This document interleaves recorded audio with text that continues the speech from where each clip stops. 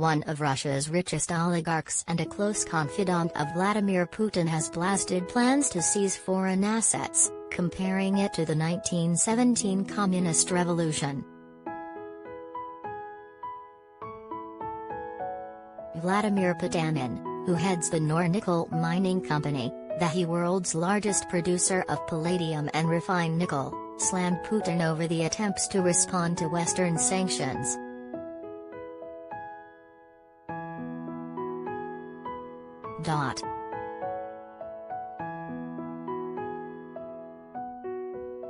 I would call for a very cautious approach to the issue of confiscations from the enterprises that have announced they are leaving Russia, Potanin, 61, said in a statement published by Nornickel on Telegram.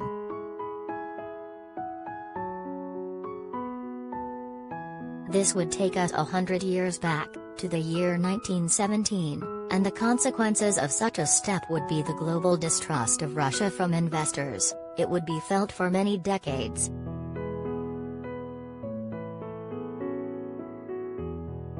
We should not try to slam the door but endeavor to preserve Russia's economic position in those markets which we spent so long cultivating. A flurry of Western companies, from H&M, to McDonald's and IKEA, have suspended their work in Russia since Moscow launched its Ukraine incursion.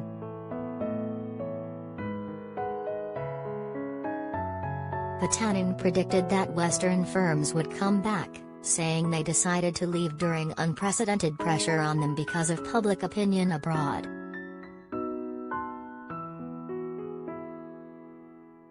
Personally, I would keep this opportunity for them, he added.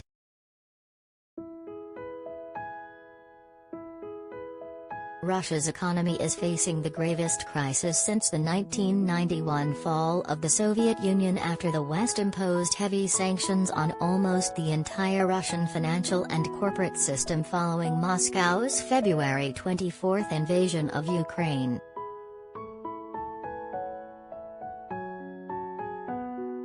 The barrage of financial penalties has sent the ruble tumbling and accelerated already high inflation.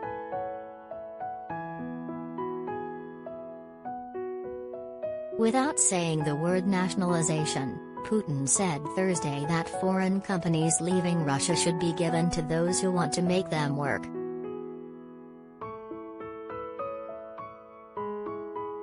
He also said that Russia is still open for business, calling for the remaining foreign investors in the country to be protected.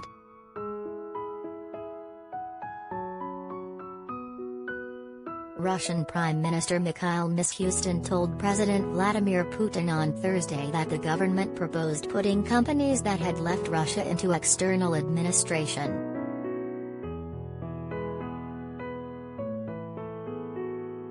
The exact mechanisms of that are unclear, though there is a fierce debate within the Russian elite about how severe Moscow's reaction to Western sanctions should be, officials and businessmen said.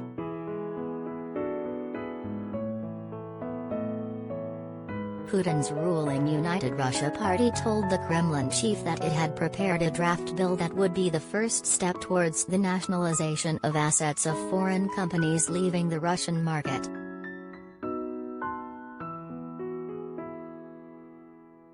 Other Russian oligarchs have criticized Russia's economic policies since Putin sent in troops to Ukraine, stopping short at criticizing the president himself.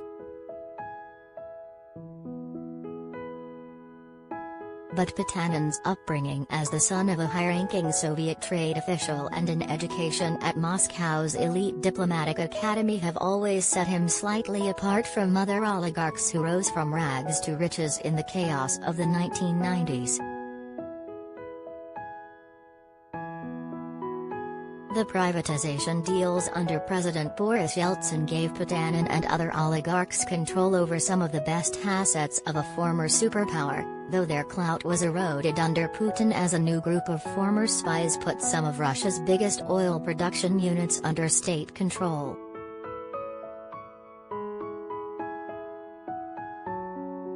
Besides being the world's largest producer of palladium and high-grade nickel, MMC Nornickel is a major producer of platinum and copper. It also produces cobalt, rhodium, silver, gold, iridium, ruthenium, selenium, tellurium and sulfur.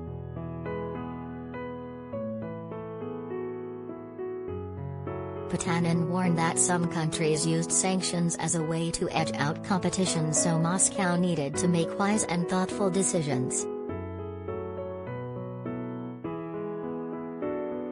He also called for removing foreign currency restrictions on paying coupons on Russia's external debt, which he said totaled $480 billion, because a technical default on interest payments could, he said, allow demands for the full principal to be paid.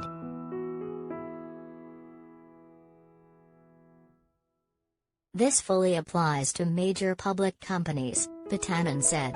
Russia said on Sunday that sovereign bond payments will depend on sanctions. We see that the West's own economies have suffered by imposing sanctions against Russia.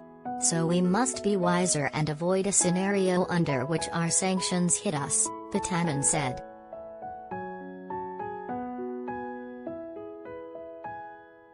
Putin says the special military operation in Ukraine is essential to ensure Russian security after the United States enlarged the membership of NATO up to Russia's borders and supported pro-Western leaders in Kyiv. Ukraine says it is fighting for its existence while the United States, and its European and Asian allies have condemned the Russian invasion. China has called for calm.